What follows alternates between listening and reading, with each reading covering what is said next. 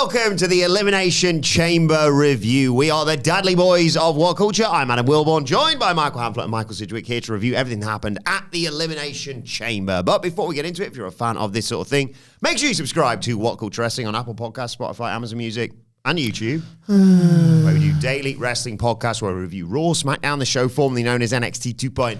AEW Dynamite, AEW Collision, pay-per-views, premium live events. We have interviews, roundtable discussions, and a round of the week complete with a buzzy quiz, of course, on WrestleCulture. As I said, they're joined by Michael Hamflett and Michael Sidgwick to review the Elimination Chamber. Boys, your thoughts?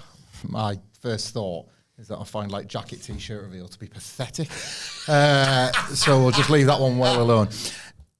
I felt nervous after a day or so when I'd lived with this incredible show and finish, and we'll get to it. Me and Sidge had a conversation around this morning. There are like a lot of times when we feel privileged in this job, a lot of times, most days actually, if anything. But then every now and then a certain pressure comes with the privilege, and it doesn't come around very often, and those are the very, very best days. I've said a few times when WWE's been hot over the last few years, I think the most recent one was the New Day split in December, and I think we all felt it when like AEW was its like separate but equally brilliant apexes to myself and Sidge. That like you just can't believe you get to cover this as it's happening, and then you get to talk about it, and there's a little bit of public record that was yours about this amazing time, because all we'd had prior to that was just remember whens from eras that none of us could really touch or live through or whatever. And we've had the biggest, certainly in our time covering, in terms of a simple on-screen event taking place. Yeah, fiction. That doesn't require like any of the real life events to come together. And the biggest of a generation at very least, and multiple generations based on the feedback. Elimination Chamber was a good and occasionally great show that then had a moment that is going to be here forever. It just doesn't happen very often. It doesn't even happen at most WrestleManias. Like, you can keep your fingers crossed for one, and that's WrestleMania, and it's premised on the idea that there might be one. And often it still can't quite deliver that, even when it delivers greatness in what is theoretically the biggest place to go down. I don't know when I'll get over it, and great, because you feel vindicated as a fan, because you're always in debt. Wrestling's always like in debit ultimately with you. You invest far more than wrestling can ever give you if you watch it all of the time. If you watch it as much as wrestling asks you to, with weekly television, with pay-per-views, with whatever, you are always kind of chasing the dragon of that first feeling, that whatever.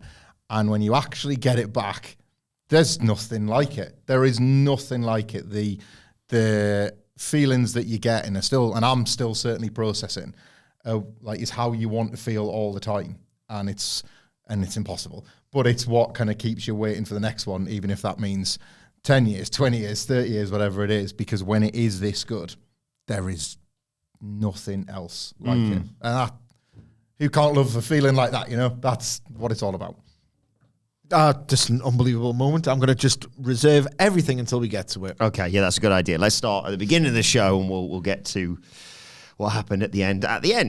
Because the show opened with the Women's Elimination Chamber match to determine who fights for the Women's World Championship at WrestleMania 41. The person they'll be facing to be determined on Raw tonight, of course.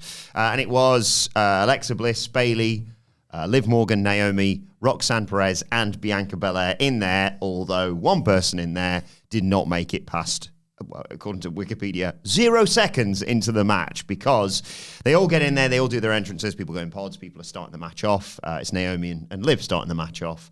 And just as the bell rings and they're shutting the Elimination Chamber door, Jade Cargill's music hits, she returns, and I thought the shot composition, the sell on this was just brilliant. Liv Morgan just like, no, I didn't do it. And Naomi's, you watch it back, and especially, you know, with all the stuff that's been invested in, like you say, with this, and you're watching Naomi's reactions, and there's a little bit of like, bollocks, but also a bit of, have I got away with this? But obviously Jade Cargill comes in, he's like, out of the way, you, to Liv Morgan. She attacks Naomi. Bianca sells this amazingly, just banging on the plexiglass. Like, no, what are you two doing? Jade Cargill decimates Naomi, concluding by just shooting her in the Elimination Chamber cage door, effectively. She is unable to compete. Let's deal with that before we even talk about anything that happens in this match. An absolutely electrifying angle.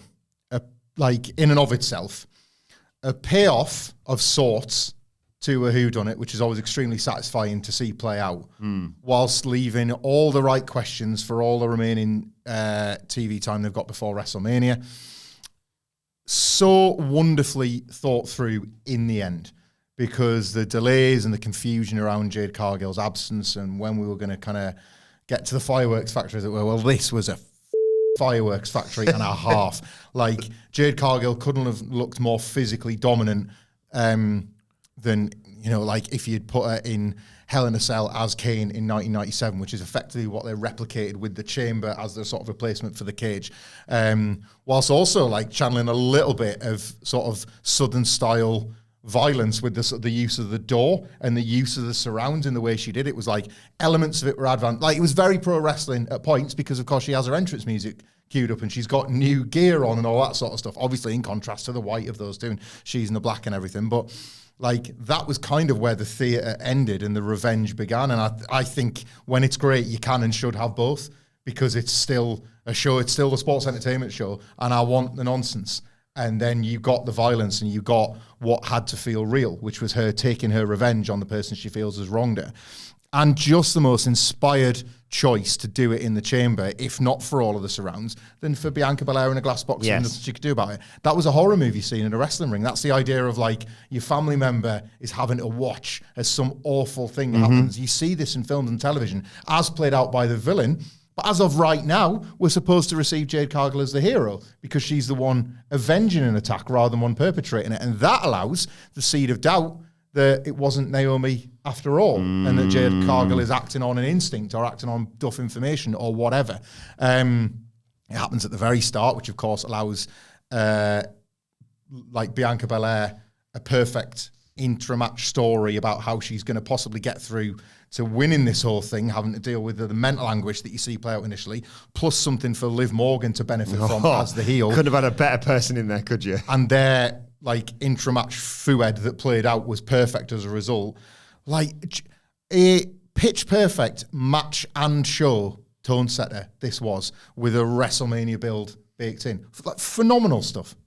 I thought Jade Cargill's individual performance here was remarkable relative to her other physical work as well, but also just in and of itself. She looked like a total killer. She's always looked like someone who is carefully navigating the physical process of professional wrestling. Like, rarely looks totally comfortable in there. Always looks like she's thinking her way through it, and she can do her poses and she can do her power moves, but virtually everything else, most of the time, you can see the gears whirring in her head. This is possibly the first. She's had some real over-delivery matches. This is the first time, truly, since maybe the debut, all the way back in 2021, where I'm thinking she might actually have it. She just looked like she was performing as the character, lost within the character, working and performing to the character's motivation. Excellent angle. Not daft wrestling logic, but like sometimes daft wrestling logic is almost life-affirming, as we saw later in the show. Yeah. And then, Liv Morgan just ecstatic with what's happened. And Bianca Belair is the first person out of the pods, which just works so well. Obviously, the history that these two have got together. Racist for Naomi. Would rather be with her friend. And then so she's out there. Like, you're locked in a cage. Deal with that now. Yeah, love that.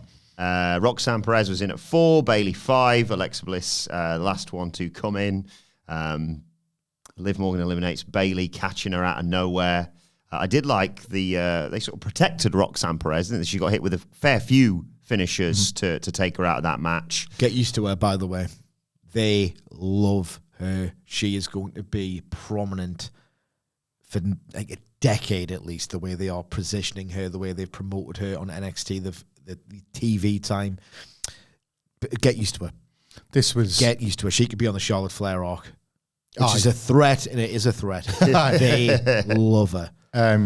This echoed for me as well, because I thought she was really, really good in this match and had a lot to do or have a lot to have done to her. This echoed for me her very first like cameo in this setting, which was the 2023 Royal Rumble, I think it was, where again, in and amongst a lot of more seasoned pros or people that are just kind of used to the spotlight a bit more, how she used the time she had, and whether it was taking a finisher or like just getting able to grab a little bit of offense, kind of felt like she stole it in those moments, and makes you realize maybe why they see. So it's not just the youth and the fact that they can position her as an in-house prospect, even though we know she came with a not insignificant indie pedigree for her age.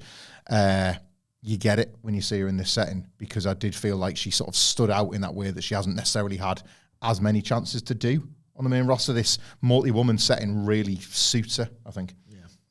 Liv Morgan also eliminated Alexa Bliss to leave it with Bianca versus Liv to see who's heading to WrestleMania. I should mention earlier on in the match, Liv and Bianca battling atop a pod, and Bianca pulls out the hair whip spot. And oh my God.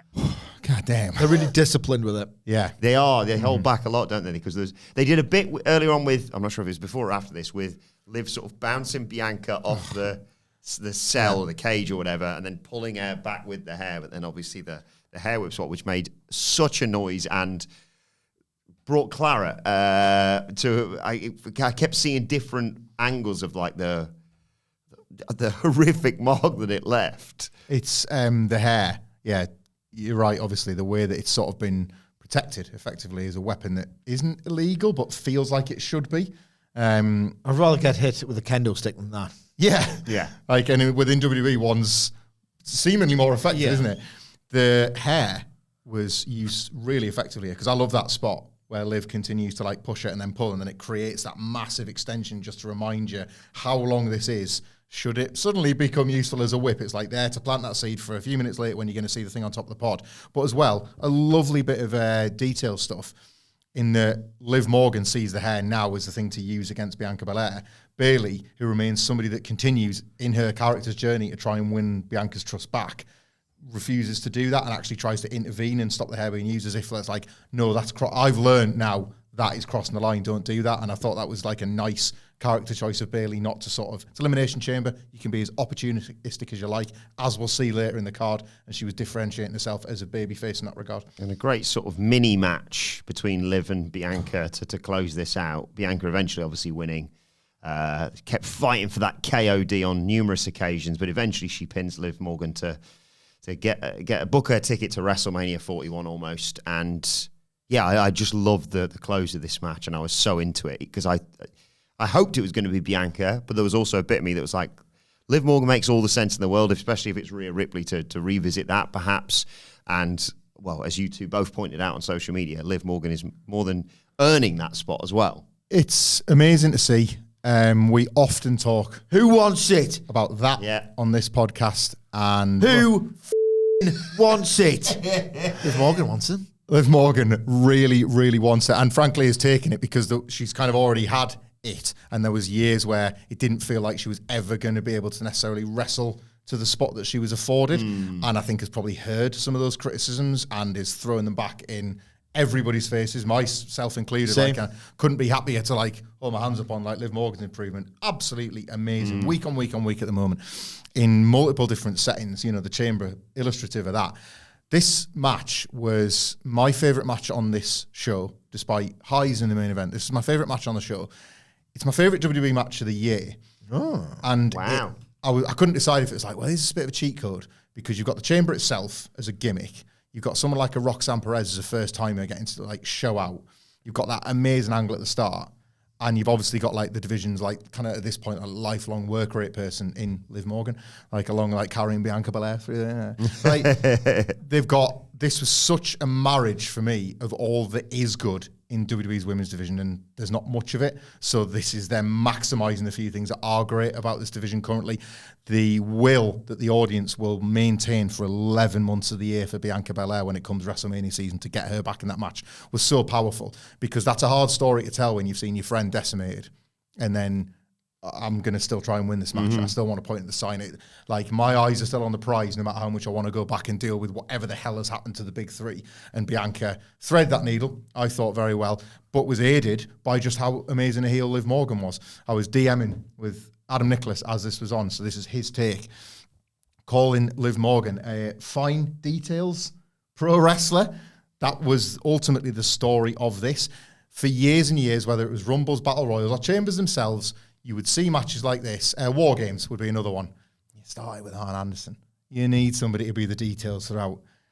This was Liv Morgan's night to be all of those technicians, your Arn Andersons, your Bret Harts, your sort of like dare I say it, like your kind of mid-2010s Chamber, Dolph Ziggler figures where somebody has got to be there to stooge, to bump, to piece a lot of the other character interactions together, like to be the one that nobody wants to see win, but it's somehow going to get it done. Are you kidding me? Against ultimately the top baby face. Yeah. She was everywhere for everything, and she keeps doing it. So her consistency rate at this point is another reason why I think everybody is so gleefully coming around how fantastic she is. And the satisfaction of Bianca Belair winning when we all know that the WrestleMania big stage awaits and them not having to just drop the whodunit outright. You're getting both. You're getting both. So in terms of like delivery of the outcome and the winner and the individual performances from pretty much everybody in this match, I loved at least something from everyone in this. Yeah, it's singularly my WWE match of the year. I absolutely adored this. I wouldn't go that far. And at times, like I have this thing that you don't have. And a lot of people who lean towards other wrestling and it's relevant. I'm not just doing my thing where I have to say it. Some people can deal with the fact that for long stretches of matches like this, the fans are very muted and not really reacting to an awful lot. I'm like, come on, isn't this meant to be white hot? Isn't this meant to be one of the biggest shows? Aren't they like really working hard for your reaction? And it just felt a little bit flat. It's just a WWE crowd thing a lot of the time that I will never be able to get on board with. And I would be lying if I said that I didn't feel it again during this Women's Chamber match. But my God, Liv Morgan, unbelievable individual performance. She goes so far towards that, I want to say overacting, or there's a line, right, of if you go past it, in my head, you are too desperate to have a good individual showing. You are too desperate to do one too many things. You'll even sacrifice the organic peak of your finish because you just like to be over and get critical acclaim, Dax Harwood. And it just feels nakedly, I want a good match. Liv Morgan goes to that line and then stops herself and then just remembers, I'm in character. I don't know, she just finds that perfect balance of, I want to have an unbelievable match. I want to, I'm not getting a title match at this year's WrestleMania. Remember this for next time, and I'll do it for the next 365 days a year. She's just got that motivation, throwing herself into the role. What a bumper. Sorry, what a bumper. A great bumper. Like, she looks like she's getting killed in there. And the opportunistic nature of, like, Bailey's going for the rose plant. She's not going to see an Oblivion coming here. Yeah. She's just darting about the place, like, just owning the stage. Like, owning the stage. Just developed this presence. It's like kinetic ability to do the athletic stuff, which is kind of always had. Like, we used to describe Liv Morgan as she likes to jump off things and onto people. Like, you know what I mean? Like, throw people to the ground and whatever. She's so kinetic. She's so committed. Like, her facials are always on point. She's completely lost in the character. Just, I believe the kids call it locked in. She's class, and this is great. Well, her performance is great. I wouldn't say the match was great. The heat, sadly. But she's going to have an even better 2025. Or at least she should. She should be awarded with this sort of stuff. She's never been included in that very short list you like of like, how good is the Performance Center really? Because not great based on the numbers. She's actually adding herself to one. 10 times better than she ever was there. Yeah. I think this is I just mean in terms of a ground up. Taking somebody and, but it's taken years of doing it. Like she's had to get good while in the position where she should have already been good, but it's happened. Just before you move on, can I mention how she used Bianca's hair for that pinfall? Yes! To get the I was leverage. going to mention that, yes. That was just incredible. What a great little detail that was. Just that little bit of extra leverage. Great. It's everybody's weapon, Yeah. not just hers. Yeah. Yeah, just to get the little bit of advantage over Alexa. Yeah. I just believe her. I believe everything she does. They're being really protective with Alexa Bliss, unnoticed, and that's possibly not a bad thing because some of like, if I'm being really picky, like some of her connection wasn't great. She's soft, but a crowd connection is like unmatched, and you kind of think if you can find what did click enough for you in Ring once upon a time, this audience are waiting for it. So I kind of get what they're doing with her. They're playing it quite safe with her because the reaction she gets for pretty much anything she does, or even stuff she teases, is so loud.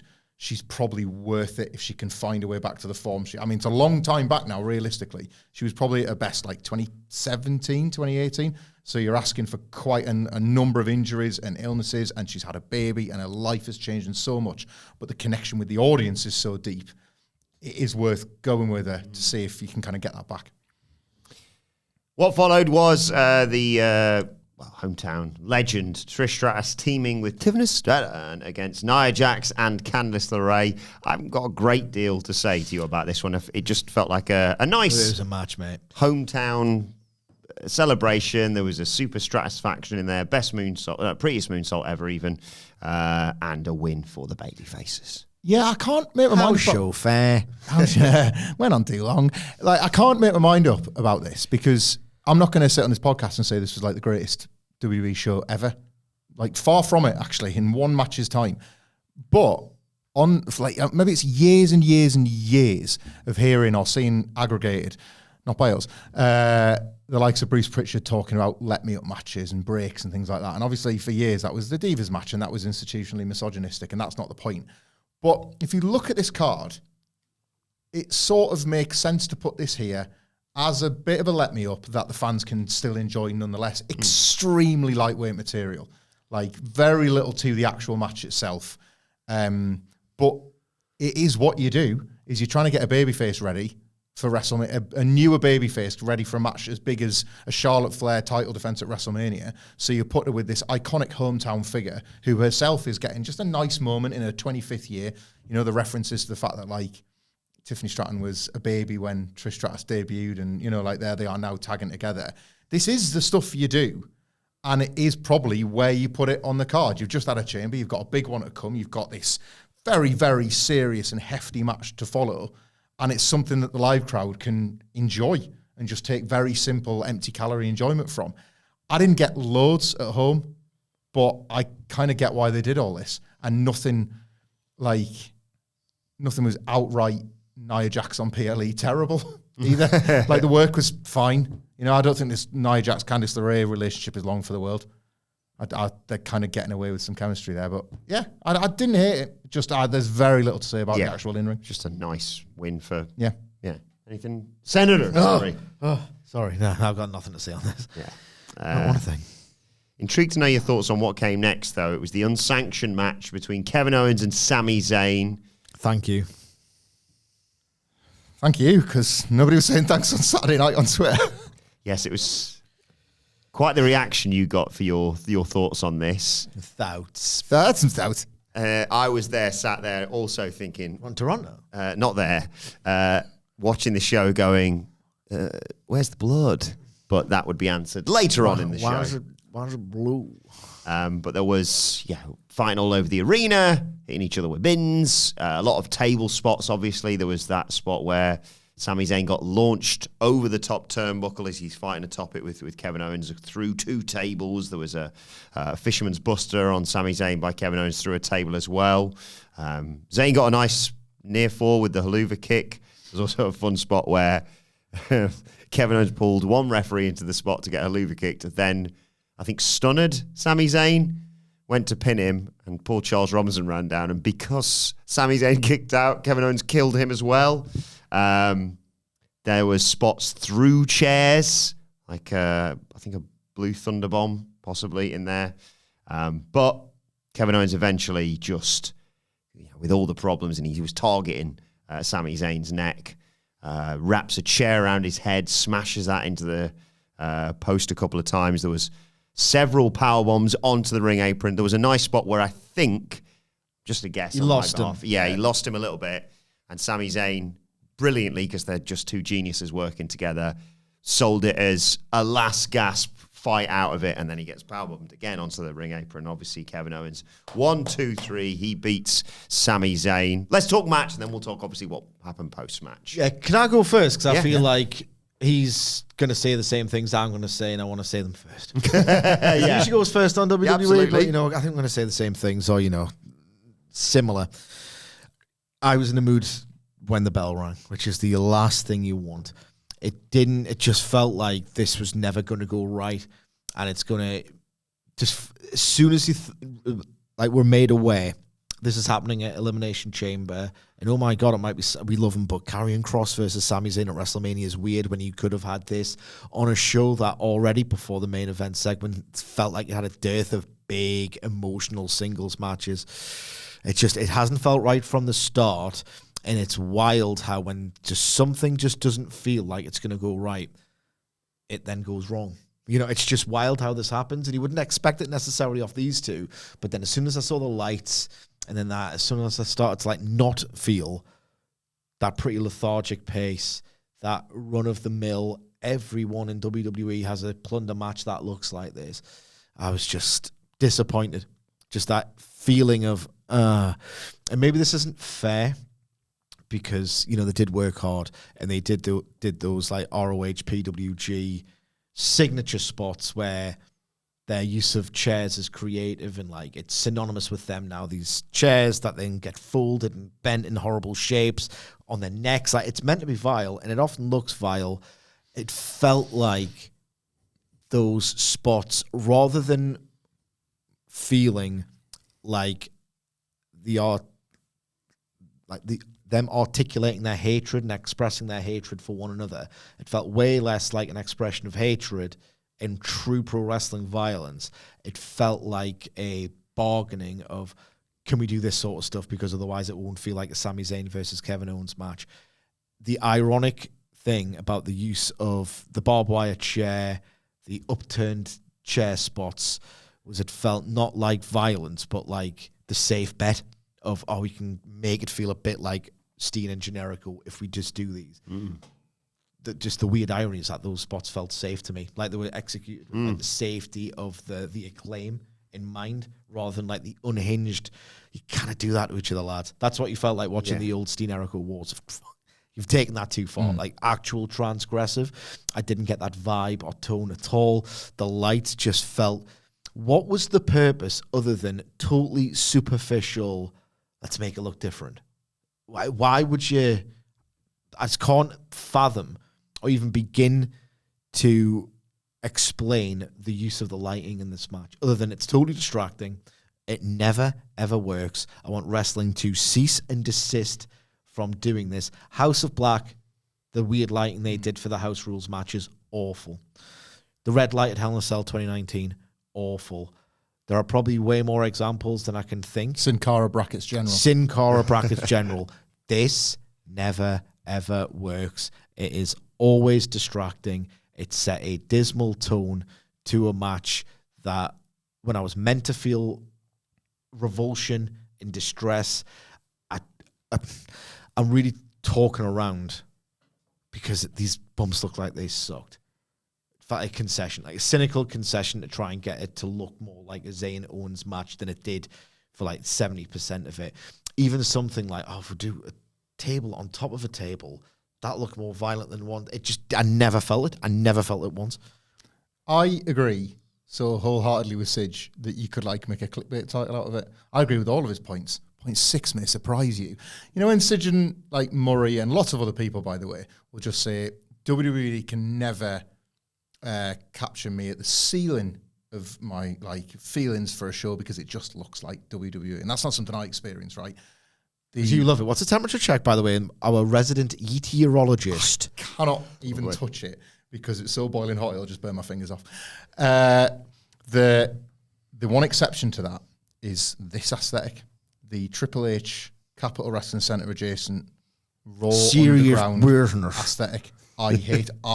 It's the only time I completely understand what you two are talking about when you say that, and how off-putting it is in terms of trying then to like love a match, trying to then buy in, because I, exactly the same as usage, felt a little bit annoyed with this as the bell rang. I was like, why have you like, I know why you've done it, right? I know why they've done this. I know why they've tried to like make the Sky Dome feel like Ted Reeve Arena and have accidentally turned it into Raw Underground. I know why they've done it, and I know why the match played out as it did. Sidge mentioned Steen and Generico, and this was exactly what I was thinking as well. They've tried to, as part of that story, have Steen versus Generico in the friggin' Sky Dome, like as if to illustrate that they're going to do this forever, right? And that's admirable. But a number of, like, great on paper. And I think lots of people disagree, by the way. I sense will be if you listen to like other podcasts or whatever, I think you might find just blanket positivity for this based on what I saw on the timeline live, and we might be the outliers here. I think elements of this weren't their fault to try and like get them out of jail a little bit. They were innovative. Hamflett will be the nicest critic. The best of faith, because you adore these lads. Love them so much. Rooting for this to get good the whole way through, which is another sad feeling when you like, you feel like you're watching two wrestlers working. You're petitioning for it. Yeah. You want to like it. They, as Steen and Jericho, did do things to each other that would make you wince. And whether or not you're watching full matches or clips or things getting shared on forums, I remember that. And oh God! Like, and that was kind of what became. Kevin Owens didn't hold back when he fell into that barbed wire chair, did he? No, he was like, I'm eating this. And that was, and then, but we've seen that right the way through. That's the point. You see it right the way through the careers. You see it into NXT. You've even seen it on the main roster, like in their first like feud they had, 2016. This was them doing that, and the whole point was it'll never change. You could put us in a tiny building at the start of our career. You could put us in the potentially the biggest stage in Canada we could ever work. You could do it at WrestleMania, and it's never going to change. It's always going to be this.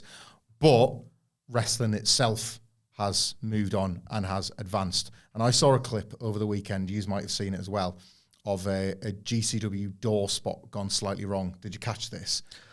Yeah. A guy, you know, they don't use tables, they use doors. A guy is, I think it might have been Mance Warner, has climbed the ladder, ready to do like a swanton bomb onto a guy that's laid out on the door. And the guy rolls off the door, which is balanced across two steel chairs. But because he rolls with a bit too much weight, the door goes onto the side. So rather than Mance Warner going through the flat door, it's Thomas Simpson over the fire hydrant. It is horrendous, right? It's awesome. But that's the feeling of the first time you saw any Steen Jericho bumps. Yeah. Right, that is the feeling. That advances over the years. Things get like sicker, more dangerous. It's just the reality of how it works. The stakes get escalated. You start seeing things like that on any... No, I'm not even talking GCW, like low-level indie shows. You're going to see guys taking chances that were once seen as the worst thing Steen and Jericho could do to each other. Because this match ended up feeling like a tribute to that, it didn't really feel like anywhere near as violent. Some of it was our fault watching this. Like, and they worked so hard, they bumped so hard. Have you seen this? That face that you've just pulled and that feeling, we didn't do it, is what they were trying to extract with this match, and I didn't feel it once, not one time, and I never ever got out with the feeling that what they're doing in darkness is just moving from one weapon spot to the next, to the next, to the next. I wanted this is where we might disagree, Sidge, I don't know. I wanted more Sami and Kevin theatre. They're like Gargano and Ciampa, but good. Like, they can tell each other they love each other. They can, like, Kevin Owens can put his head in his hands. Sami Zayn can look at his hands for a sec. Like, these two can do it. And you buy it and you believe it and you love it and you love them for it. And it never escaped anything more than plunder, apart from probably the finish. Probably the second powerbomb, because it went wrong. It was better for going wrong than it would have been had it just been a straight up. He's done it again. Like, and one last point on the Steen Jericho comparison that they never really reached. The commentators at the time are basically just screaming at the violence happening. Oh, God, Michael Cole. When Michael Cole trying to replicate that was even more insufferable than trying to watch the wrestlers try and fail to do awful things to each other and it just not really generate the noise and the sound. Michael Cole trying to be that commentator, what we're now 20, like 15 plus years after the first time the commentators just shared genuine disgust on these Ring of Honor and PWG shows, didn't scan or track as real one bit. Yeah. Like it detracted from it. Acting under instruction, for sure. Like that felt like part of the presentation. Yeah, that's the thing. You can't undersell it. No, you cannot. Yeah. You cannot. So that he's being told they're killing each other. Let the fans know they're killing each other. Like, let some people in the bloody building know they're killing each other. Maybe you could have waited. Yeah. He was like, when they were doing spots, like visually half decent, maybe totally off spots where they were doing the concession stand stuff and like the food and drink was going everywhere. It's like, those are like fun spots before it gets really dangerous. Like those are like the little, like the first bits of firework, you know? And he was going hog wild. No one's got after that, like, someone's going to die in this ring. Lifetime problem for Michael Cole, isn't it? Yeah, he stinks. But obviously... and I mean, folks, where's the lie? Post-match... He's been getting praised for too long, Kevin Owens. Pat McAfee's the worst as well. Yeah, Pat McAfee is the worst. I was picturing the post-match there, and I just, like, those lights, get the fucking lights up. It was annoying all the way through. Yeah. It was ruining I couldn't picture these two having this match that meant something to them. I was picturing Triple H backstage. Looks dark. He was in Gargano champion. Yeah. It's serious. It's serious, this. None of that pansy stuff. This is serious. So post-match, Kevin Owens keeps on attacking Sami Zayn. Triple H hated the fact that when the Bullet Club started doing their click sign that they called it too sweet. That's weak to me. I hate how you guys called it that. That seems weak to me. He hates weakness, doesn't he? Triple H. That's sweet. Like they called it as well. Sweet, Like, what about too badass? yeah. Call it that, huh? I said this because we were bull's horns. You wouldn't know what it is to run with bulls. Run with bulls called too sweet. Hot topic. Like flash forward. Yeah. We got t-shirts in Hot Topic. We're on fire. This is what we do. This is what we do. So post-match, Kevin Owens keeps on beating up Sami Zayn, even starts exposing the concrete to kill him more. But Randy Orton's music hits. He comes back, huge pap. Everyone's happy to see him except Kevin Owens. But Kevin Owens doesn't hightail it out of there. He tries valiantly to fight a very fresh Randy Orton who's stretching out his neck as he's walking down to the ring. But Randy hits him with an RKO, and you think, okay, what are you going to do now? RKO on a chair or what? But no, he sets up to punt Kevin Owens' head off his shoulders. Owens saved at the last second by security diving in, and then Orton kills them with like 4 RKOs. Good news, bad news about that punt tease. The good news, kind of. Build a really boring match around it. Well, the fans came up more for the tease of a punt than anything in the actual Zayn Owens match, which tells you something about maybe what they got wrong about the presentation of the match. But it does, whether I necessarily want it or not, suggest that there might be something to the WrestleMania match, or that this fits a WrestleMania after all. I'm not feeling it yet. I will allow myself through how brilliant Kevin Owens is. And the fact that Orton's become a little bit of a guilty pleasure in the balloon bicep, wacky face era, there's something about him that I quite enjoy. But it's going to be down to Owens to sell this one currently for me. But based on the reaction in the building, like, it did feel WrestleMania sized in the people, like, the pop for his return, like, went nuts for the idea that he was going to boot his head off. They've done that. I struggle to see how they do the Sami Zayn side of it, as much as I love Carrie. Like, that's a real hard sell. But in both those singles matches, I was left feeling sad that I felt like they've got this one wrong. I just feel like Zayn Owens was the match all along. You overthought it for Elimination Chamber. You could have done it at WrestleMania, and it could have been better. That's my take, but I have to confess with the Orton, with the way this played out, enough people are going to go nuts. So this is a me thing. I just don't think they've got it right. Prediction. 300-pound era Randy Orton in the Las Vegas sun in a match built around trying to get Owens on the floor long enough to do a punt. No. It's going to fail dismally. You're going to look at what Sami Zayn and Kevin Owens do at WrestleMania this year and think, what a mistake. It feels like that now. Did feel like that in the aftermath. But look, Orton, innit?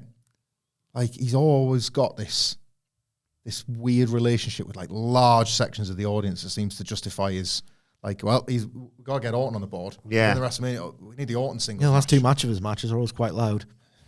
Yeah. Last 2 minutes of his matches. I mean, what we you were into it last year, weren't you? The triple threat. I think you like that one more than I me. loved that match, but that was 2 of them. That's a Randy Orton rule. You can never be in there in a singles match that I do it. Toss about unless it's Mick Foley. Maybe Hell in a Cell at a push. Randy Orton, good faces. Yeah? Quite funny. Different needs. He's got... I don't know, he's a good tag team wrestler, I reckon. Just pushed as the biggest single star ever. Yeah. At various points in his career, and it was always really boring. Triple threat, Randy, fun. Main event time. Sorry, I was like his face when he was like, oh, sorry about that. Yeah, that was good. Good stuff. I killed someone. So we get to the men's Elimination Chamber match. That, of course, featured John Cena, CM Punk, Damian Priest, Drew McIntyre, Logan Paul, and Seth freaking Rollins. Seth and Drew started this match off. And I think Priest came in, Logan Paul, and John Cena comes in and just starts hitting everyone with his moves. And you think the old John Cena's back, and he turns round to get his head taken off by a huge Claymore kick by Drew McIntyre, and you think, wow, well, I guess the reports were correct. This guy is punching his ticket. Oh, he's been rolled up by Damian Priest. First one out of there. I thought, well, there goes that report then. Did I get my Damian Priest match scrubbed off WrestleMania, boss? Yeah, Damian Priest, just like you asked. You know what I mean? Good. He's obviously not going to factor in this conversation at all, which says a lot. I like Drew McIntyre, but it says a lot. So I'm just going to say one thing about Drew McIntyre. Found his level in this match, and when he was with his face conveying, he got up and screwed again. I was like, bored of this now. Don't know where you go from here, but my God, this iteration of the character, strong as it was, good as it was, my God, this is peak 10 ways till bloody Sunday. Screwed again. Eliminated from the Royal Rumble and pinned clean. How does this keep happening? It's getting ridiculous. It's getting farcical. It's getting contrived. I will say, though, I just want to say one nice thing about Drew McIntyre, as I'm saying, you found your level, son, and it's well below the best, is if that interaction that him and Damian Priest had on SmackDown, where I was like, I'm not obsessed with CM Punk, when he sat in the crisscross applesauce position for the pipe bomb, good stuff. Yeah. If they reach that in their interactions, the match will still be boring, but you might get a modicum of entertaining television. Yeah. And obviously he's pissed off, so he hits Damian Priest with a Claymore. I've got one more thing to say as well about the not Cena Punk Rock stuff. Logan Paul, right, cuts a promo, like, and it's a very recent and relevant example of the cocky jock kid on the reality TV show. Whether it's the one who's butting heads with Bubba Ray at the moment, or A-Rai's first week on the job.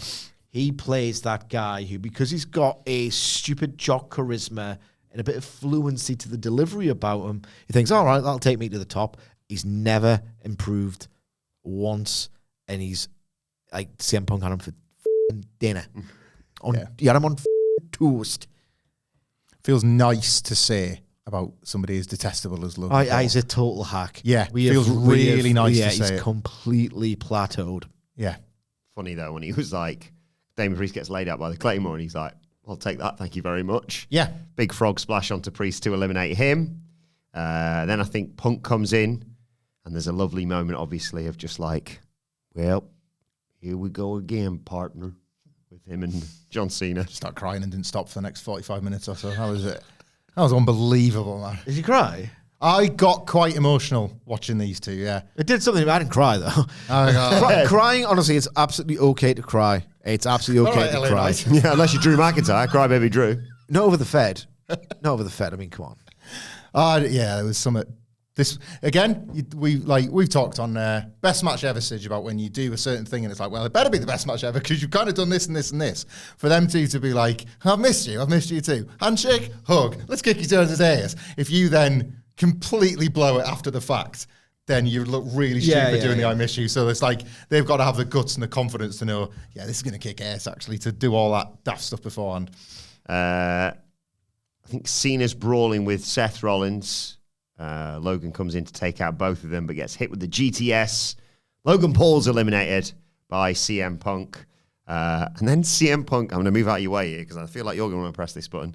Then CM Punk and John Cena teamed up to hit a heart attack on Seth Rollins. Oh my God. I nearly had a heart attack. Jesus Christ, what a moment. In the Sky Dome. No one noticed, but that's fine. No one popped for this bit. But that's fine. I did. Their interactions did something to me. Yeah. There was a bit where Cena counters a crossbody by Punk into an AA. Like, they had me on the... I obviously wanted Punk to win this until what happens later on happens. So every time I was like, no, because my like flashbacks of just like, no, Punk, what are you doing? Don't do a crossbody. That's the perfect... Oh, God, he's done it as well. Attitude adjustment. Rollins also sent Cena through a pod, burst through the plexiglass, and then he's like, I'm gonna kill CM Punk. But in amongst all this, I'm not sure exactly when it happened, there was a nice bit where he was just like, beating up Punk.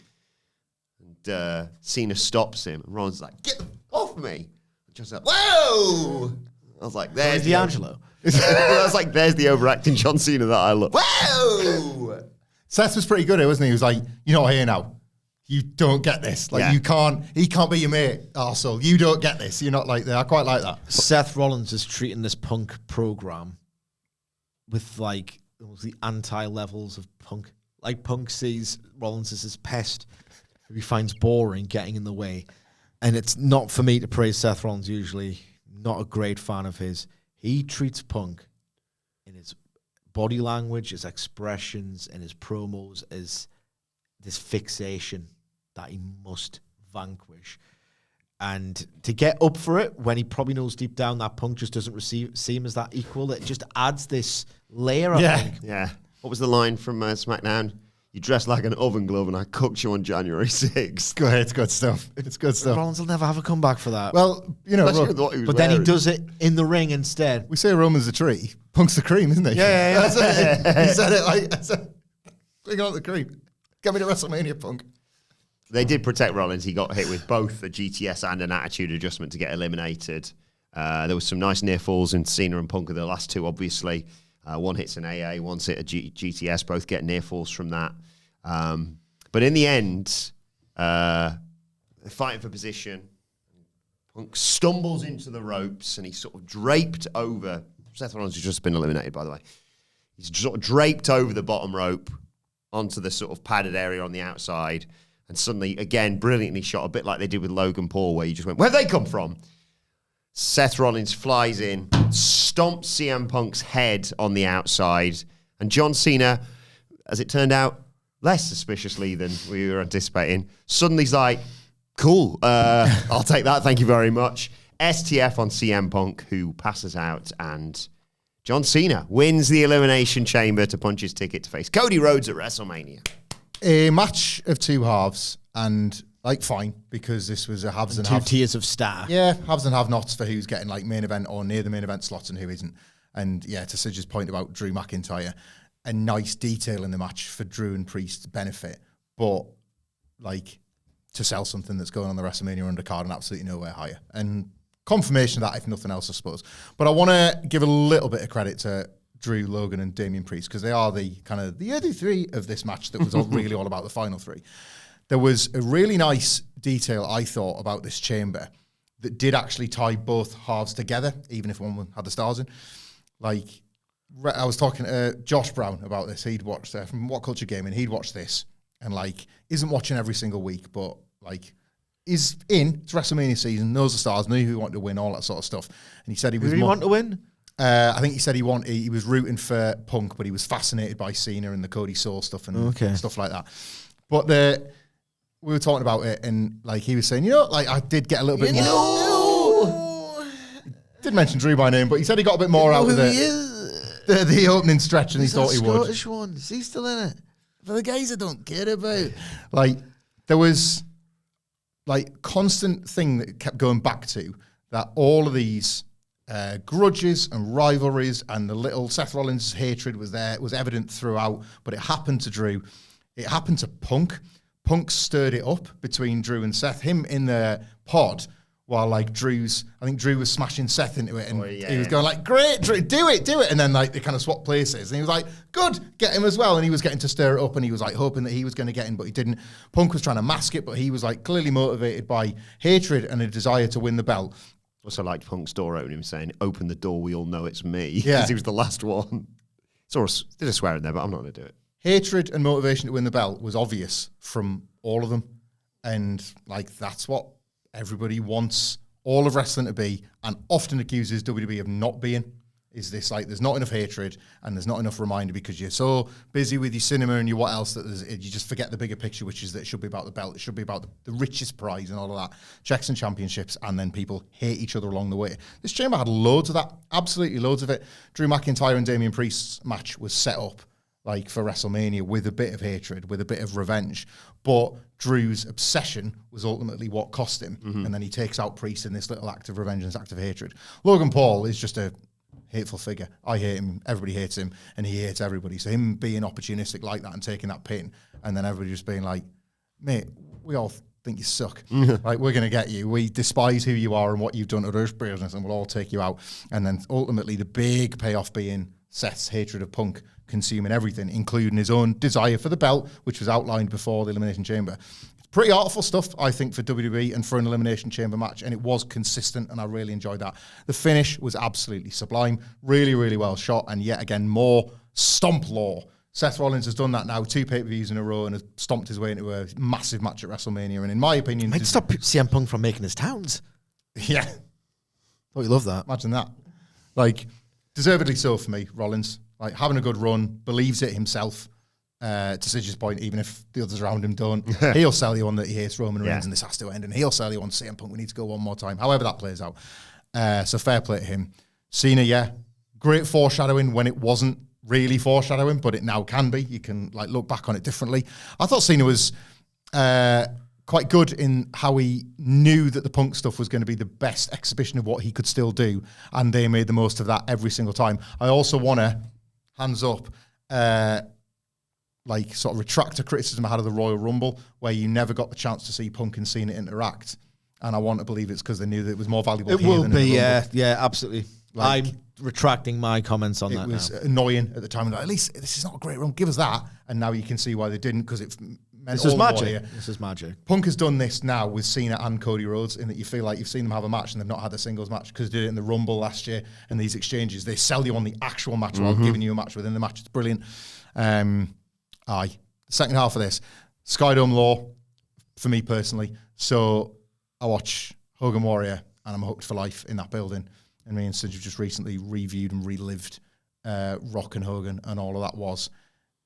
I referred to this on X as like, it's not just big, it's like skyscraper-sized pro wrestling. Absolute top of their game, giants in the field in an enormous, beautiful venue that looks like the only thing that should be in there is wrestling full of giants playing out in front of you.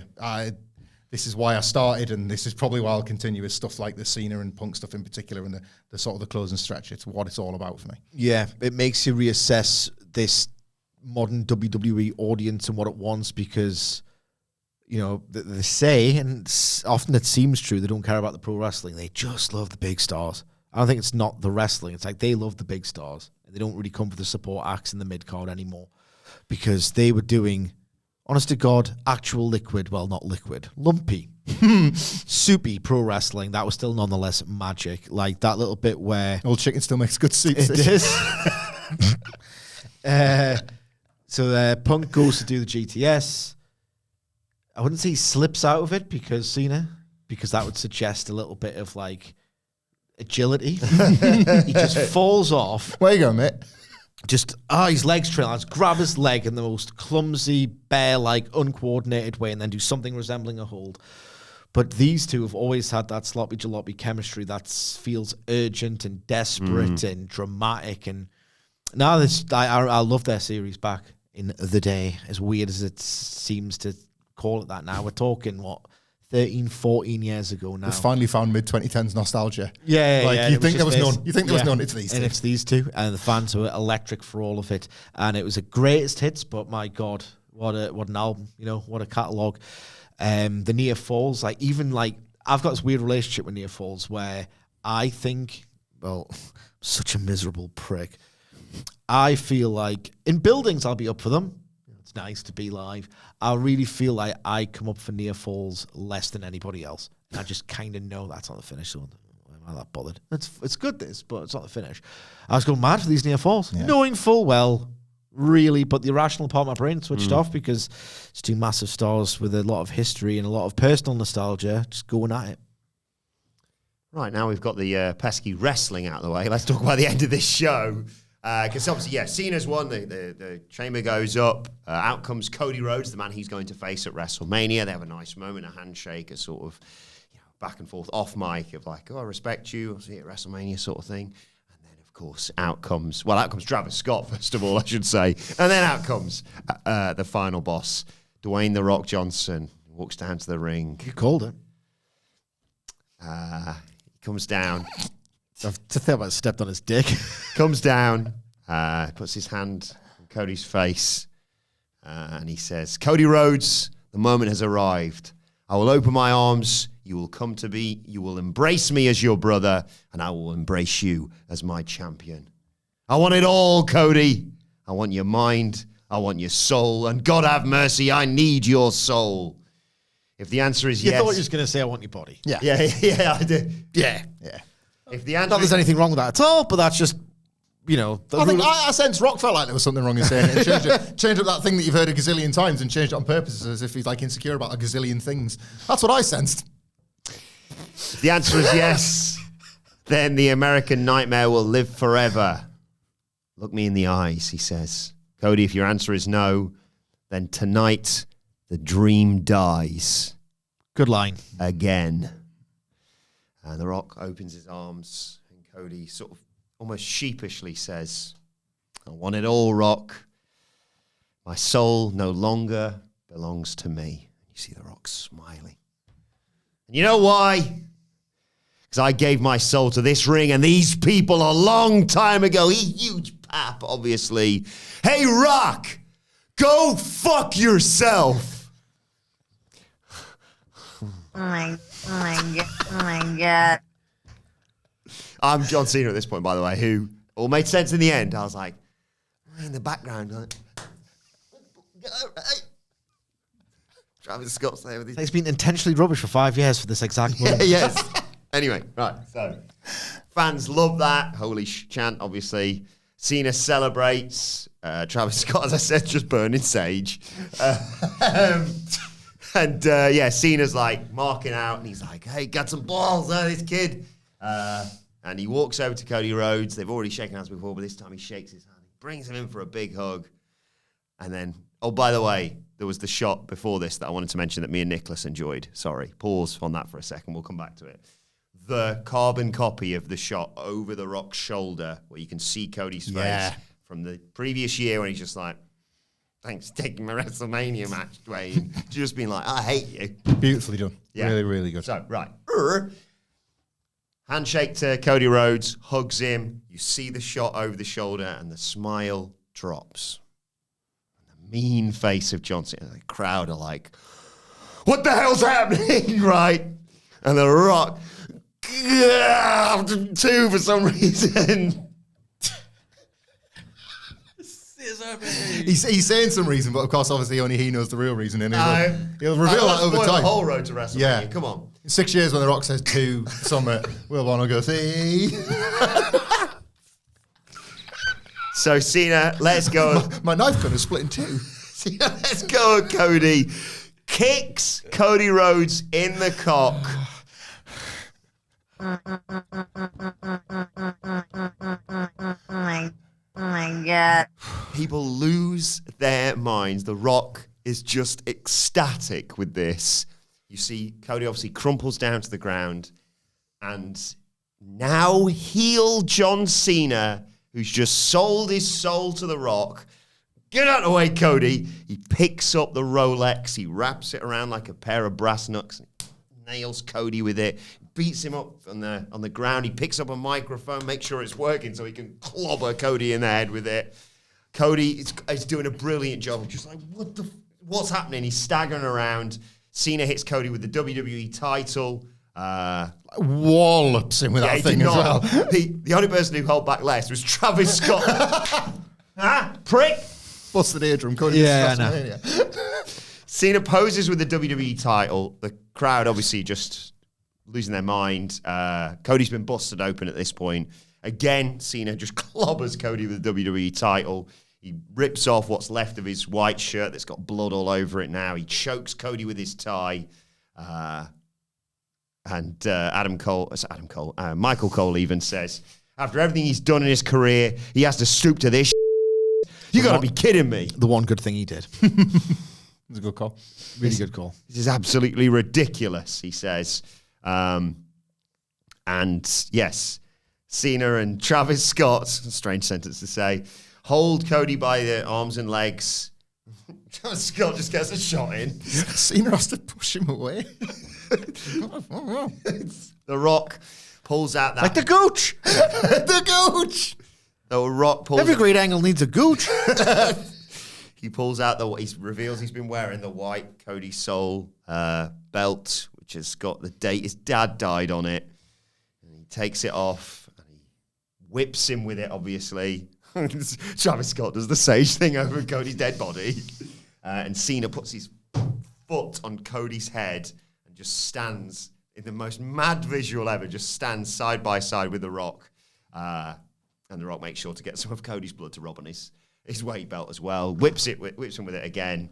And then as they go to leave, Cena just throws the WWE title on what's left of Cody's body. And they pose in the entranceway as Cody's just slowly coming to, blood all over him, selling the attack. Well, the world just ended. The world ended. And it's all I've been asking for every wrestling pay-per-view ever. So fair play, they finally delivered it. End of the world on Saturday. It actually happened. It's like one of the best angles ever, and you don't get to say that very often, do you? No. You just witnessed one of the very best pro wrestling angles ever is the TLDR. It was sensational in every single respect, and I even include the chaos brought by Travis Scott, which I actually quite liked, because I think there's a bit of a theme with a lot of the all-timer angles or all-timer moments that wrestling works very hard to construct and so rarely gets it on such a level that this got it, which is that there is sometimes a bit of it where like it goes a bit wrong or it's a little bit skew-if or something's not as you would have pictured in your head, but that's real chaos. That's Hulk Hogan saying the New World Organization as he's getting hit in the face with a drink because he's just got the name of the stable wrong. That's WWE doing an amazing job. You're in the building, Sidge, of not quite playing the music and allowing a building full of people to think, well, it must be a botch that they don't take and kick out. Like, there are a lot of these all-timers, and I mean, we're talking in like the elite tier here, where like something that is wrong in hindsight ends up actually contributing to the sheer insanity of it all, because nothing makes sense anymore. So why would this make sense? You know, why would the beauty shop be perfect? We've seen today, it's not just because The Rock like takes ages to decide which pictures he likes for the website. No pictures feel perfect because none of it feels perfect because everything's broken in the world finished. Like, because John Cena's just done that. It should feel this dangerous and weird and unsettling. And that's, to me, what Travis Scott added. So I'll just say that as odd and as literally dangerous as it got at a point, I actually quite liked that element of it. The rest of it I loved with all my heart, and we'll watch this like stuff till I'm dead because of moments like this. This is just buying audiences for the next 20, 30 years. It is that good and that powerful. It's not just to sell a WrestleMania or to sell the remainder of John Cena's next year. And Jesus Christ, how incredible is that to think about if he beats Cody Rhodes at WrestleMania? He should. And he has to. And the fact that like CM Punk around Money in the Bank time can say, do I have your attention now? And it's John Cena threatening to leave the company with a belt because there's a gazillion things to do. You want John Cena to win, even though in fiction I'm going to desperately root for Cody because he's got to stop him because John Cena's a monster now. And he was pretty hard before that. Like, this was down to every last detail of the execution. Perfect. We were talking just before we came in the air. I've turned my nose up at a mere 35,000 in a Sky Dome when it should have 60 in it, but they've jacked the tickets up. But couldn't sell the tickets, or watch the alternative phrase. You watch and that too a little bit, and you watch phone footage of the attack, and you realise that with like it's sort of hanging because they've sold all the floor seats on the hard camera side. There is a massive screen that otherwise wouldn't be there, so you get rare in wrestling for such a massive stadium crowd. A bit of dramatic irony because the audience gets to see Cena's face and react to it in real time. So you get that noise, you get that response, and everybody in a massive stadium gets it ahead of him doing the attack. And that last little grin he gives Cody, where, like when they separate from the hug, at this point, all the audience is in. It's like, and you yourself, and I was watching it, you are not wanting to believe what you think you've just seen. And even you are having a last split second of bargaining before Cody's getting hoofed in the bollocks. I'm up and down screaming, waking the kids up. Like, in my living room at 4 a.m, whatever it was, not able to comprehend it. Like, goosebumps, arms and legs shaking the whole. It is genuinely emotional. A personal anecdote, because I don't want to take like all the amazing analysis from Sidge, who will be brilliant. I'm not going to have anything amazing to say about this. It was just amazing. A personal anecdote. Yesterday, in the aftermath of this, I hadn't had a lot of sleep and still had to be up quite early.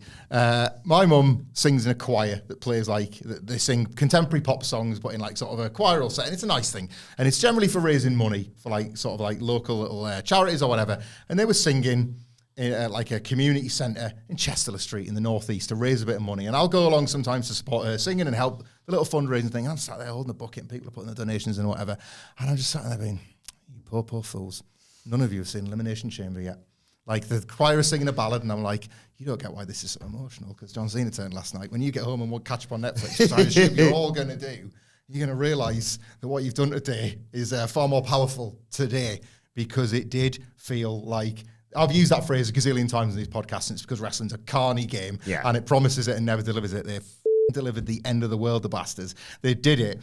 And the last thing I will say, because Triple H pied all of us off in the wrestling media, or whatever you want to call us, in the press conference. Excited for WrestleMania now? Yes, Paul. Yes, I'm going to think about it every single day, Paul. You've done it. You've won again. You always win. Didn't pipe all of us off then, did he? Spoiler, you always win, right?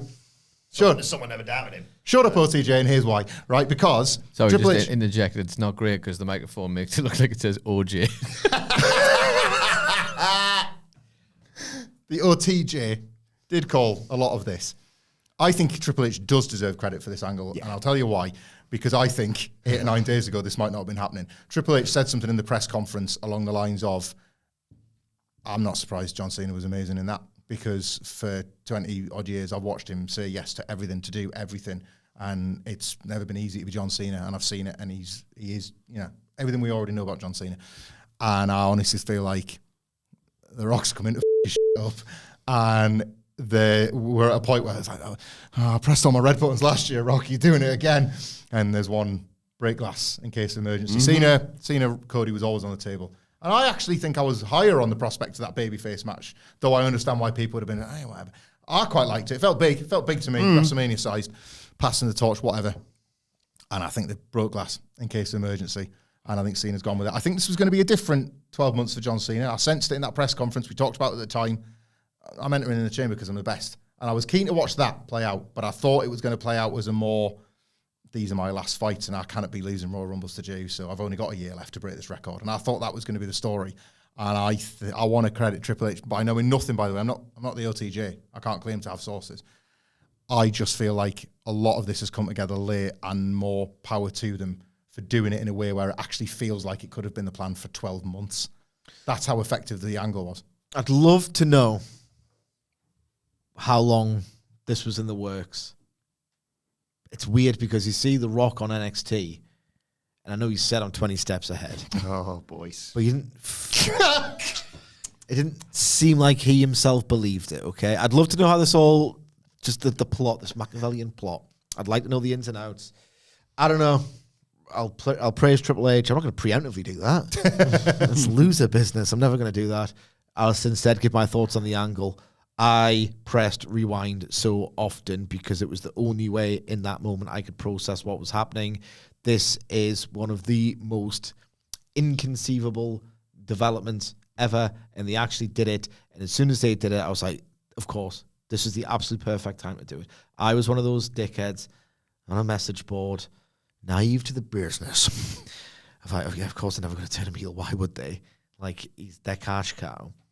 And it was just, everyone on my timeline at least was doing the memes and all the rest of it. Like, it was Bash at the Beach 96. It was. But it was that and the Undertaker streak getting broken. It was like every big elite, huge, potentially game-changing moment in pro wrestling history. It was as enormous as the streak. And as much as I love the execution of the streak, where they almost orchestrated the stages of grief, I was literally in denial thinking, they've botched it.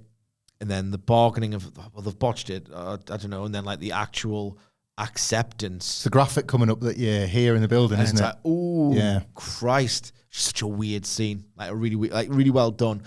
The preceding match was awful. Absolutely awful. I reckon if he'd gone out on a sword or whatever, I don't know, maybe he added to the spectacle on this sort of like meta level. But this is just perfect storytelling and fiction from start to finish. I almost liked Rock's weird, you can't do a throat slit. I don't know. I don't know how to articulate why I liked how wrong and weird it looked. It was almost as like he wanted to touch himself doing it. We are, you know what I mean? We are like, this is wrong and weird, but we're in a wrong weird timeline now because I've gotten to you. It's like you wanted like a sensory pleasure from what he did. People are speculating on it as like Bad Blood. 3, 2, 1. 3, 2, 1. Yeah, he still could have just done it with like that. Yeah. Just two. He was just fingers. into it. He was just like, I liked how he just felt like he was into it in a weird way. Like off in the right way. Cena's face, very, very Panther. and like the dramatic irony and all the rest of it. Like it was more soap than cinema, but my God, what an unbelievable soap it was. Soap opera. This has gone from a WrestleMania build where like they've almost overcorrected the old complaints about a WrestleMania build of it's like, right, we know it's going to be that match and there's only going to be, that wrestler's going to be in the final two, but alongside the person who's going to win. It's almost like they've overcorrected that old idea of, well, you know who's going to win the Rumble? It's one or two people, and the second person's going to win the Chamber, and blah, blah, blah, blah, blah. They've shown you every single permutation, like a Cody and Punk promo, a Punk and Logan, you know, like the fit, like the way that Punk, Rollins, and Roman were all eliminated from. They could have basically done a U and went, see, we told you that this was going to happen, to the point where it's like, there's so many red herrings and not a firm direction that I'm into.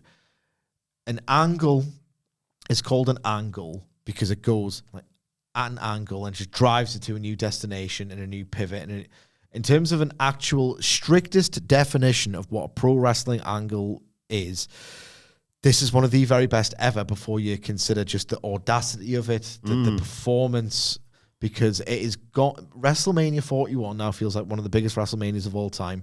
Whereas as early as January 7th, you'd thought they'd it. Yeah. An angle that is taking a middling compromise of a WrestleMania build where you think they haven't had the balls. Ironically, they haven't had the balls to do the biggest match. And now they've found the biggest match they could possibly do. I just never thought I'd see it. I had to rewind it. Like, yes, I thought, I don't like John Cena that much as a wrestler. I'm now going to be hypnotized by whatever he does on television. Like, I just never thought they would do it, but at the same time, it makes all the sense in the world. They've gone from, me and Hamflett were talking about this over the desks earlier, shockingly enough. It felt like a nice little WrestleMania 23 match. Nothing really gets sorted. You have two wrestlers who the fans buy as a headline attraction, both baby faces, not much story. They'll talk at each other and then they'll go for 30 minutes and it'll be remembered as a respectable effort and, you know, a good little Mania like a good little main event. And Cody makes Cena feel like the big guy won last time. Yeah. And now it's just this absolutely enormous, inconceivable thing. NWO streak breaking, Cena turning. But I'd forgotten, like, any kind of power, even like this absolute resentment. That's gone from Cena because he's inoffensive. I hate his face. But like I don't hate his stranglehold over the booking like I used to do. With that one facial expression, you know, he must be a pretty good actor because I was just reminded, this guy is a titan of the game, and he's coming back to take it all by any means necessary. Never thought they would do it, but it's the perfect time. He was washed as a babyface. Yeah. But the second before he turns, it's like, actually, if he has Punk at Mania, that the old John Cena's back. He's just had that sequence with Punk. And I love the finish as well of the Chamber match. Because, yes, you could argue it foreshadowed this, and it did, and you can enjoy it on those terms. But Cena was always just a bit of a dick. So you could believe that he would do that and call it a win. I mean, some of his match finishes were just a joke how he would claim victory on the back of those. So it just felt like foreshadowing and misdirection all at the same time. It's just one of those where I will form opinions. I'm still in that processing stage. When it's such a powerful moment happens, and yes, it's wrestling, but I'm still finding it difficult to articulate just how good it was. And I will say this, like, I don't think WWE is for me long term. But you look at Ryan Satin, you look at Santi Zapp, and you look at the Michael Hamflett, all these types. Yeah. And it's like the DeVito thing, if I get it. I'm joking. I have had the mirror put up at me and I do not like the reflection scene. You are much better than I'm joking. It was a bit. Not that we do bits, but if we did do bits, that would have been a bit. I share Sidge's point about like how long it's going to take to truly process the size of this. I was thinking about... treated like Ryan Satin. And I felt a twinge of guilt of like you come off like a right nerd, earnest nerd there. But guess what? I actually felt it. That's the difference. It's a good job we've got a longer run to WrestleMania, isn't it, really? Because I'm not ready for this yet. Well, I was thinking about the impact and trying to, because we've already mentioned like the streak in the NWO, and like before even Soul to Soul, people making the videos that included like Austin joining Vince McMahon, and not on that same level, but obviously that turn relates, into the comparisons there in terms of the characters. I was trying to think about the impact over the weekend because it's our natural wrestling fan thing to compare to historical precedents and the like. Hogan turning heel kicked off a boom period for WCW and then for wrestling, like in the United States at least. Austin turning heel in a situation that should have been just as big. Had the opposite effect. Killed the business, right? That's what I did to the business. Yeah. Quietly dying, but it needed something to kill it, and that was it, right? And those two things are kind of why wrestling does the things it does like this on occasion, to try and trigger a boom or to like try and trigger another boom and kill it outright because your luck's run out. You've had a good run, it's over. That was one I throw the dice. For them to do this in the middle of one is uncharted territory because they don't need to. Yeah. Like a Cena heel turn is like another year down the line. It's like, we haven't got anything for Mania. We said he was done. What if he comes back as a heel and it doesn't count as done? Like wrestling does stuff like all the time. Like, or like they've just this boom is over and Triple H is just again break glass in terms of it just needs something because like it's been 3 or 4 years since anything was as hot as WrestleMania 40 or whatever. It's like, do you fancy one more? What you got in mind? Heel turn. You never did it. What about this? You know, like they've done this in the middle of a boom in a period where there is still a minimum of like I still think, and I still hold true to this. I think we're on the downturn, but they've slowed that to a stop and almost to a point where it might come back up again. Got Cody and Punk next year if you want. Because Cody and Punk After is this. still on the docket, and a year of John Cena as a heel is now And Rock Roman. in play. Like the big matches, and we've said it on this podcast. Rock doesn't give a about Roman Reigns. It is funny. I wonder if that's why Roman doesn't give a shit about. I wonder if that's why he's just got it's pretty wild. just a couple of guys, separate islands of relevancy, knobs out, just like it's all good. Like I don't know. I don't know what's gone on there, but it's always there to circle back. We've all to. got relevant knobs. You said that. They're all good knobs. Oh, it's Wilbourn's crack. That one. Yeah, it's quite something to do this at the time. Yeah. They've done it. That's the unprecedented element of this, and That's what was so awesome about it. yeah. You didn't need to. Didn't need to do it. And it's the comparison here, although it doesn't feel like it in terms of the narrative. I remember you saying this at the time, Sidge. The comparison here a little bit is Triple H bringing back Punk, isn't it? Yeah. You don't need him. You're on fire, mate. Yeah. Creatively, all your ducks are in a row. You know he's a potential backstage disruptor that could get in the way of things, and you're doing it anyway because you want a double, treble, quadruple down. This is that. I don't think the timing couldn't be more perfect. More perfect. Not many people called that as well, to be fair. Yeah. I don't think the timing could have been more perfect because what you've done here is you've avoided any overt teases about whether he's going to agonize over the decision and then it's going to make it feel a bit more real. That might have completely dampened this fire that they've just started here. But at the same time, if you go back, he failed at the Rumble. He told you on Netflix and Raw, I'm a bit of a loser now. And I think after that one time at the Rumble, he's like, I'm John Cena. I want the 17th. I'm going to take the shortcut and get this done. It snapped in there. It snapped in there. And like the elimination, Best for business, didn't he? Yeah. the Elimination Chamber press conference. He must have known this was happening. I just don't think a guy like John Cena, with his public profile and all like the merch or the not merch and all the plans, I don't think that gets done in 9 days. But then he can't explain The Rock's behaviour. Well, I'm glad you asked. Obviously, this has been foreshadowed from the moment he came Timing out. was perfect. Sorry, I know you're about to do a bit. I just want to say, I don't think they could have got the execution or the timing better. As you said, as you mentioned as well, in the context of everything, and like they didn't need to do it. It's the best storytelling device because the dude's washed. It makes the most sense from a character perspective. I love how you mentioned as well how they've never done that in the Boom. But why not? Yeah. Amazing It's stuff. wrestling's arrogance, isn't it? It's Yeah. we'll save that until we need it. So Yeah. extract money off these loser fans or whatever. You know, it's like, no, we're going to do this as well. The foreshadowing of the entire babyface turn. You've just made me think of something else by doing geography-based individual T-shirt releases. So you were thinking if Cena's coming to your town, he's going to get a new shirt every time. And now they've probably just ripped that away. But he's done 3. And it's like, oh, yeah, it's the same thing. Can't wait for him to get here. And it's going to be these colours or whatever. It's like, oh, like that's probably all gone now. And they've shown you this entire year that you thought you were going to get of John Cena, the washed baby face, but doing it like John Cena. Kind of like you remember. A little bit like you remember. Like, what a rug pull. Like the whole thing, what a rug pull. Let him pump himself. Sorry, Wilbourn, yeah. And he obviously there was the whole thing of like, why isn't he showing up to TV if he's this babyface on his last year of a thing? But obviously this has been foreshadowed for a long time. Final Boss has been laying out breadcrumbs for a long old time. Comes out at Bad Blood, John Cena hand gesture, obviously, as we all knew. I didn't want to say, I don't want to spoil everything for you. Obviously, it's a nice surprise for you at the Elimination Chamber. You were away this weekend, we could say. We were on the phone to Art and Louise and like, has he turned yet? Oh! What else was there? The breadcrumb, perhaps. Yeah, another. They will probably say The Rock handed Cody that gold Rolex that Cena used to bloody him up with. They will probably say that. I don't know that was the plan. No. His NXT promo now makes all the sense in the world. Obviously, if you Obviously, mate. 20 steps ahead. What was the year that John Cena turned heel when he faced Bray Wyatt at WrestleMania? What was that? 20. Oh, there you go then. Wasn't that what a surprise that is, eh? And the whole thing of like John Cena can't turn heel, he couldn't do that to himself.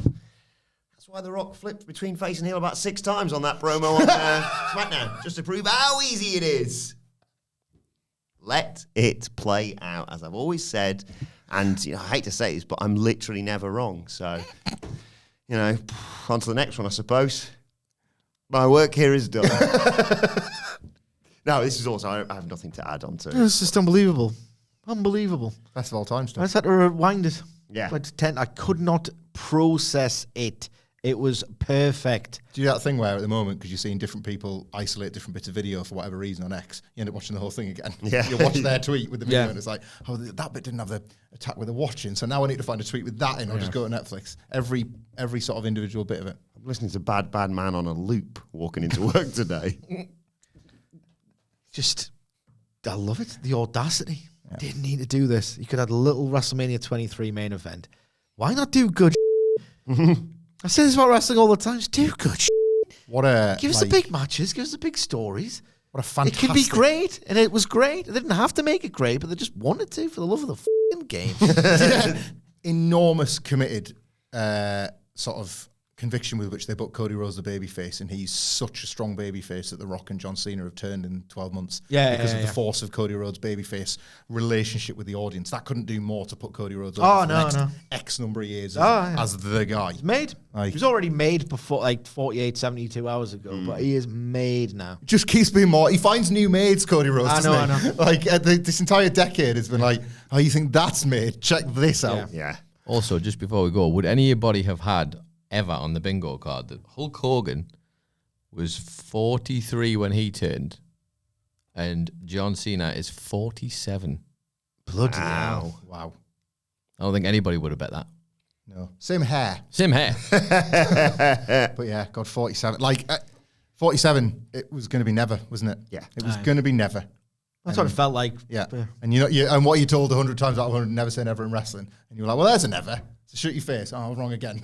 The very best pro wrestling, matches, angles, whatever, you turn off the rational part of your brain. You don't just sit there and go, well worked sequence. Oof, that was good. I didn't think it was going to be the finish. Cena was in the ring the whole time. Mm-hmm. I was like, how does he go away? I just didn't think about that. I was watching for him cheering, being like, yeah, that's what John Cena does when Cody says no. He's a guy that cheerleads for the loser stuff. I was like, with him, get in. Just someone was bold enough and courageous enough to ask, what if the 2-man power trip was good? Reddit loved that. It was killed the business, you stupid f***s. 2-man power trip was good. No, it wasn't. No, so it was one-dimensional dower heat every week, and it killed the business. So why don't you suck my dick? The Raw after WrestleMania where Triple H gets the pop of his life walking down to theoretically get Steve Austin. And then, even better, I'll join up with him. How about I take his heat? Should we do that? I'm the Intercontinental Champion, but if I hold my belt higher, I'm bigger than Steve. What do we think of that? Oh, my quad's torn. Anyway, let us know your thoughts on, everything that happened at Elimination Chamber in the comment section below or on X at WhatCulture WWE. Watch there, you can follow all 4 of us. You can follow Michael Hamflett at Michael Hamflett. Follow Michael Sidgwick at Sidgwick. Follow our brilliant producer, Adam Nicholas at It's Adam Nicholas. And you can follow me at Adam Wilbourn. Follow us all at WhatCulture WWE, as I said. Make sure you subscribe to WhatCulture Wrestling, wherever you get your podcasts from, for daily wrestling podcasts. But for now, it's been the Elimination Chamber review. My thanks to Hamflett Sidgwick. Thank you for joining us, and we will see you soon.